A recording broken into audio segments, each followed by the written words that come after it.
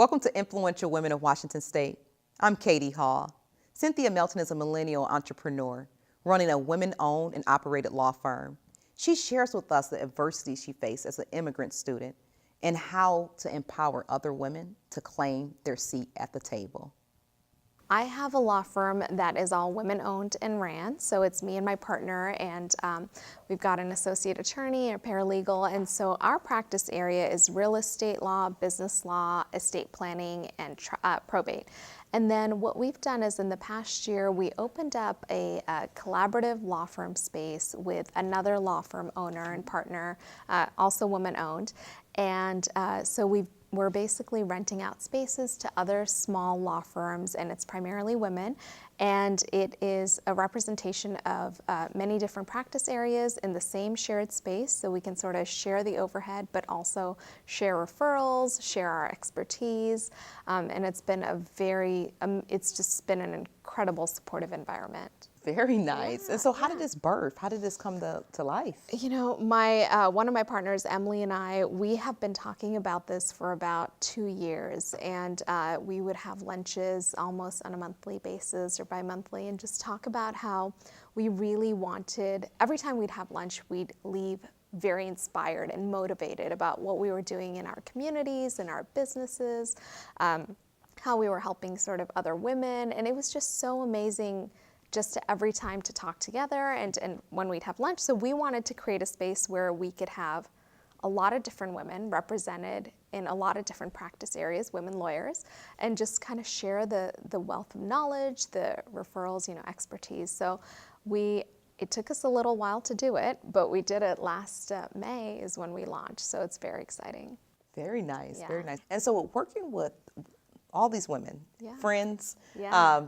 And colleagues, Yeah. what would you say, what keeps you guys glued onto like the business at hand? Because sometimes working with a group of women there can also be challenges as well. Yeah, I mean, there certainly can. I think we've been lucky so far in that it's been a very supportive environment. You don't have as much of that kind of, I want to hoard my knowledge or my expertise. It's been very much of let's share with each other, let's try to help each other out.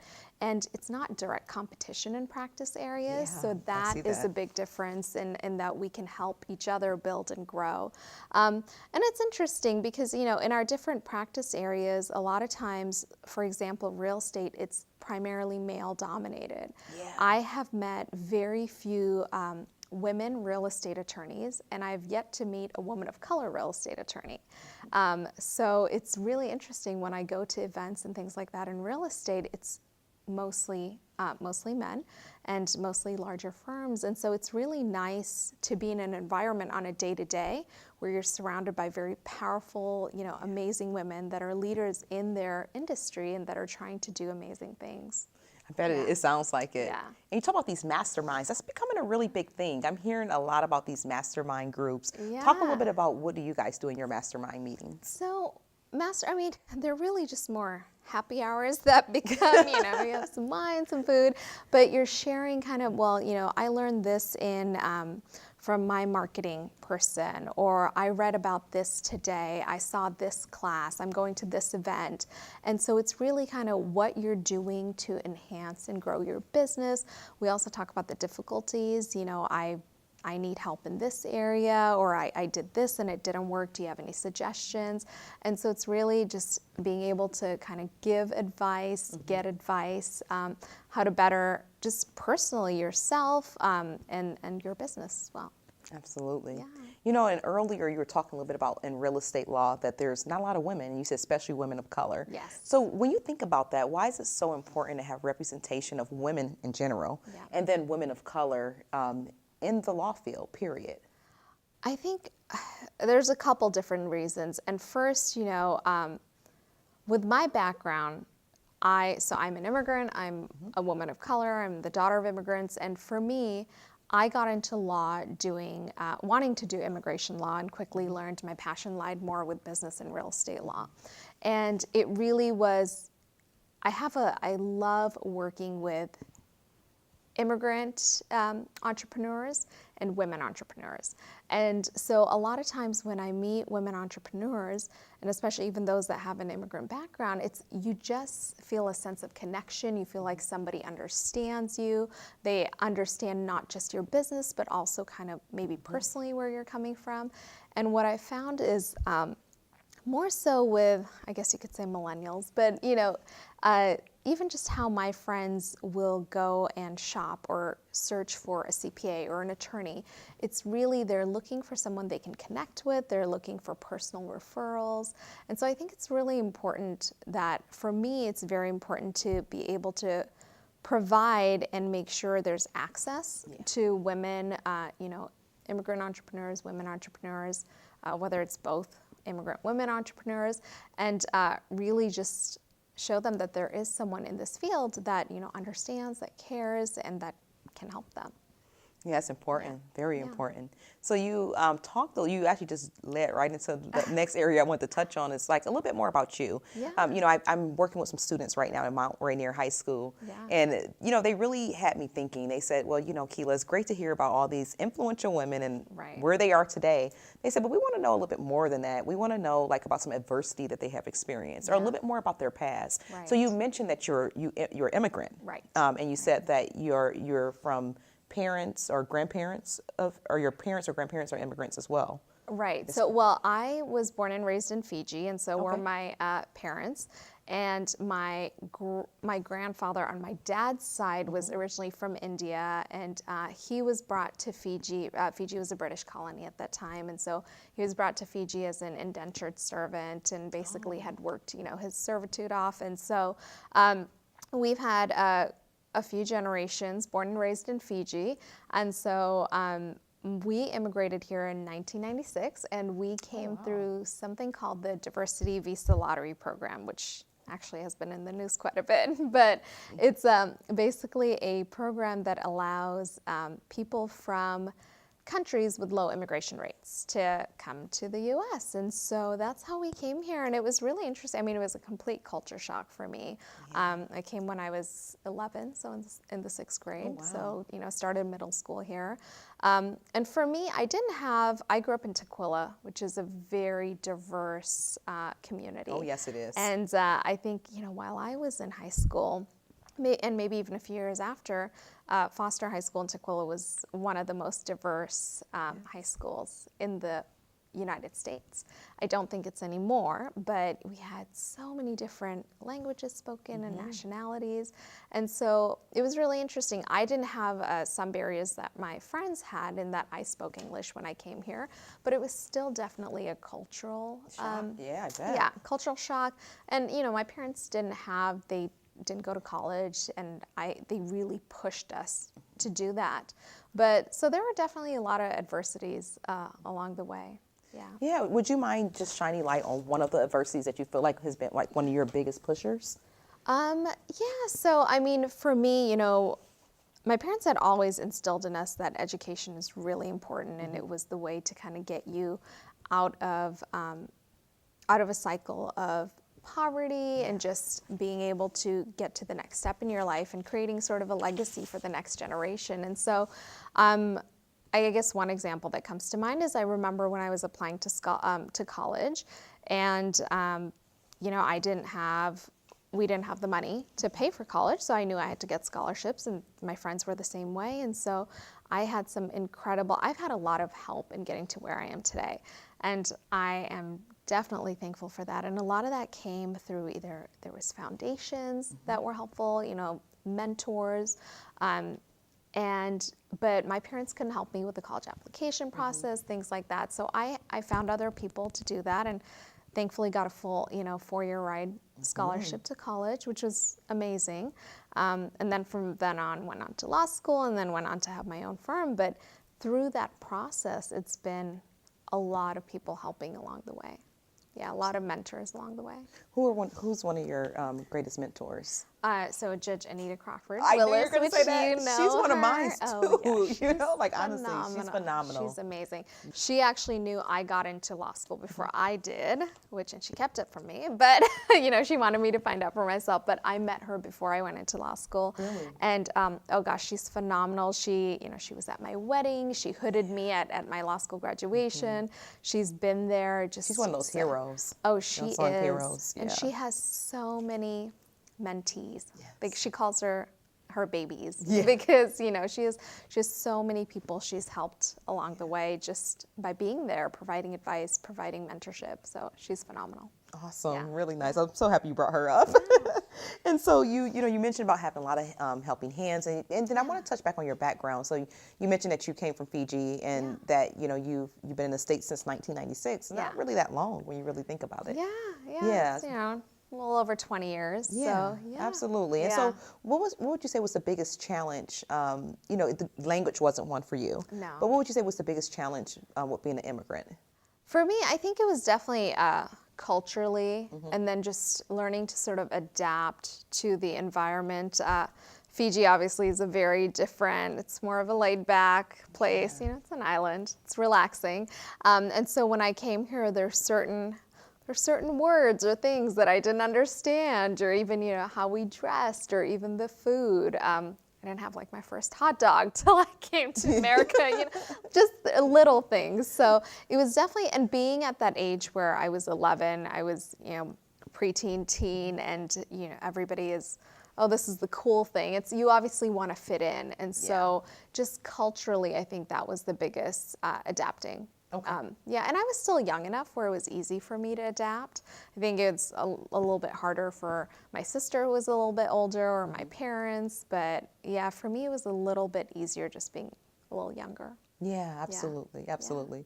I want to talk a little bit more about that future generation. You already work with them anyway. Yeah. Like as far as, mentorships, and Foster High School has a lot of great dynamic high school students that still need mentorship. Yes. And so when you think about, you talked a little bit about legacy earlier. Right. And so when you think about, and not that you're purposefully trying to build a legacy, but at the end of the day, we're all building legacies, right? So when you think about your legacy and when you're no longer here, how are you currently working with those younger students to be able to make those imprints or that impact on what your legacy is going to be?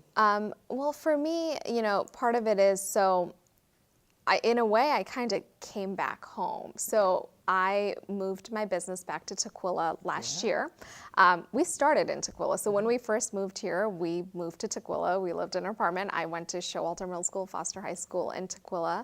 And then I left and I went to college in Bellingham and then Seattle U. And now I'm back. And it's very interesting. Tukwila is very different. But part of it is for legacy, I see myself, so through things like I just had a friend who invited me to speak at a career fair at Foster.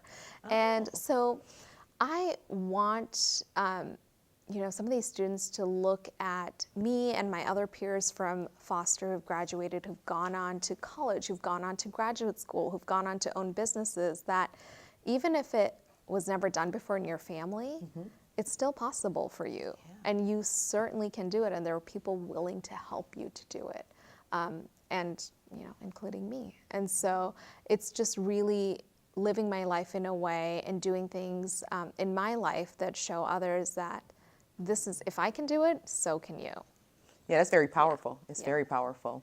When you think about the fact that you are one of 18 women on our inaugural Influential Women of Washington State TV series with Bellevue College, and you think about the fact that you are an influential woman, we purposefully chose you.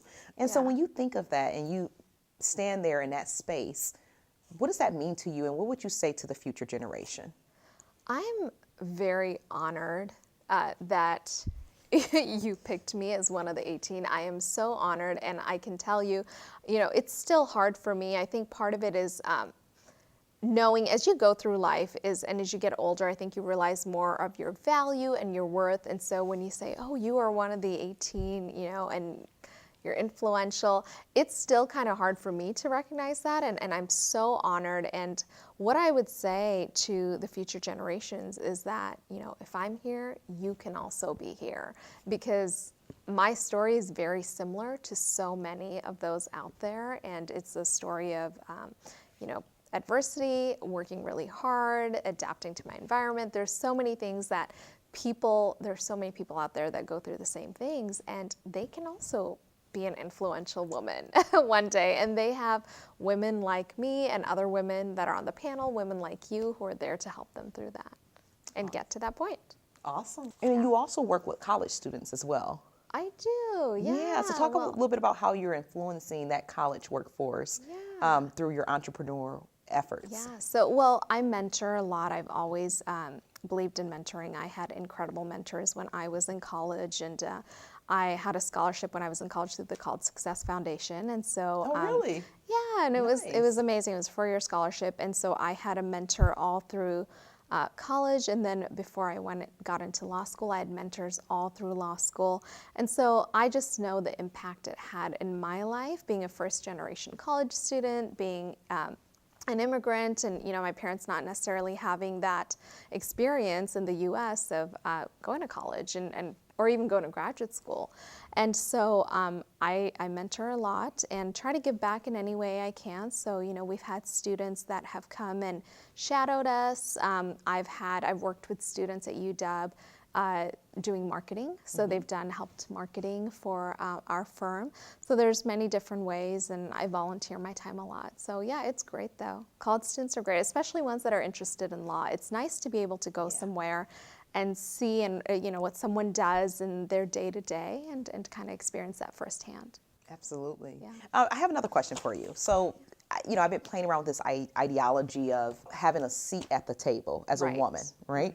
And so when you hear that ideology, I've been playing around with it of, do you really need a seat at the table, or do we need to start creating our own tables? And so when you hear that, what do you think? What comes to mind? I think we need both. I think we need both. And this is why I'll say this. So, for example, when I joined my first board, it was a couple years ago, it was the YWCA Seattle King Snohomish. And it's a very large board made up of some incredible people in Seattle who have, who play a large role in the community. And the reason I was nominated to be on the board was because I started volunteering with them, and one of the board members had nominated me. Prior to that, I didn't have any board experience. But once I got on the board, seeing how, and it's primarily women board, seeing how these women operated and how they ran meetings and things like that, and the changes they made in the community through their decisions, through the organization, it was phenomenal. And since then, I've been on several boards. But it was that first somebody nominating me, getting me to that seat at that table, and that allowed me to then go and be a part of other boards and get other seats at tables. And what I've done since then is I've been able to bring peers and friends and colleagues that I think would have an amazing impact at these organizations and bring them to the board. So I think, when you get a seat at the table, you constantly have to keep an eye out as to how you can help others to get a seat at the table that should be there, but don't really have a way to be there. And then eventually, you just create your own table. Yeah, I like that. Yeah.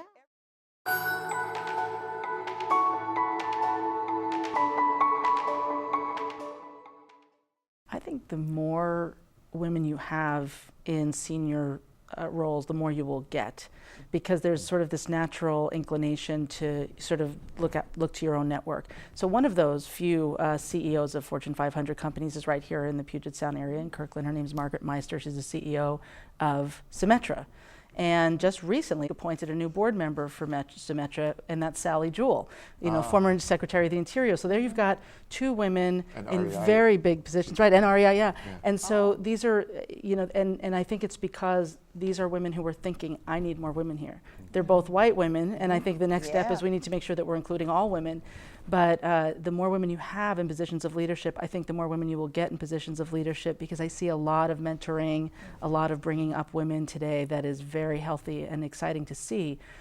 But it's like sort of getting critical mass, right? When you've got 95% plus of CEOs being white men, it's going to take a while for that sort of pulling people up to really make a big difference. You know, the glass ceiling is a real thing, and I think it's also kind of a poor metaphor in a sense, because we talked about the glass ceiling for a long time, and it was almost as if the first time it got shattered, it would just break and go away. And the real experience is much more up and down than that. We have times when there are a lot of women in leadership roles in politics. I saw that here on the East Side about a decade ago. Almost all the mayors were women. Now we have some strong women mayors, but they're not the majority at all. And when you think about the really top positions, we have some room to grow. We've never had a female county executive in King County, which is interesting considering how many women in elected office there are. We have only now just got our second woman mayor of Seattle in over 90 years. Yeah. And then, of course, when you talk about people of color, and especially women of color, are very, very low in representation. Although it's a very exciting time because so many people are starting to come out and run. You've seen some great women of color start to run for office.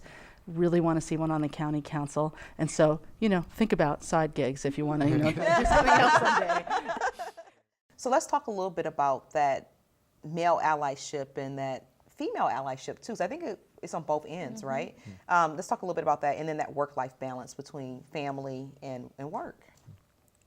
I heard something on the radio that the male, stay-at-home male versus the stay-at-home female, that's changing a lot. Yeah, and it's changing pretty fast, and I think that's awesome because it does enable someone to go home and have that ally that you need. You know, if you want to be that female CEO, you need that partner that's gonna hold you up when you're coming home from an exhausted day or something like that. But I love that it doesn't have to be the male, it doesn't have to be a female, it's what fits best for your family. Right. And so I really hope that we continue to encourage that. And I think a kind of equality of relationships where the roles can shift over time depending on where your family is at. When the children are younger, maybe they need more attention at home, and that can fall to one parent, but then their career can come ahead when that child gets older. I say this as somebody who is, I have a stay-at-home dad in my family. He's an amazing guy, and he raises our amazing son. And I've been to parties where there's the women clump up in the kitchen and it's all professionals and the guys in the other room are all stay-at-home dads, and that never used to happen before. So I think that and it helps also because those men now understand a bit of the isolation that it can be to have to be a stay-at-home parent and not have interaction with adults all day long. Right. A bit of the lack of respect that we can give to stay-at-home parents. We think of that as not a real job, and fortunately or not, having men in those roles gives them more status, and I think that's very healthy overall, because then we can move in and out of these, and it doesn't have to be such this is just a woman's job, or this is the man's job always. And I love the idea of your son seeing your father in yes. that role, and that's such a healthy. It also helps because he just loves his mama so very much. It's nice for him to have some time with dad. Yes. It's funny, we were talking earlier that I'm so exciting to see that shift happen, because if you go out into buying toys for children, we still see very gender stratified toys. And we were just talking earlier that women have been taught for a few generations now that you can be a parent and you can be an executive. In fact, it sometimes sets women up to think they have to be superheroes. I think I'm really happy to hear about that, see the movement where men are doing the parenting more, because I think that's the part that sometimes gets neglected, is teaching boys to be nurturing. Right? That piece gets lost a lot of times, and I think it's changing, which is why we're seeing men in those. And I think it's empowering, like you said, for men, because there are men who are very nurturing. I think my husband's more nurturing than I am. And so, it's great to have that option, right? Why, both benefit by loosening up those gender roles. Great.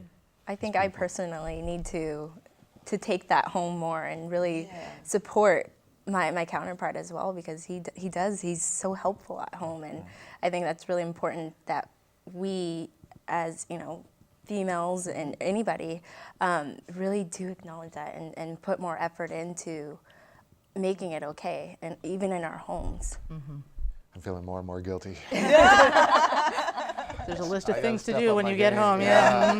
Throughout this interview, you have to get straight home.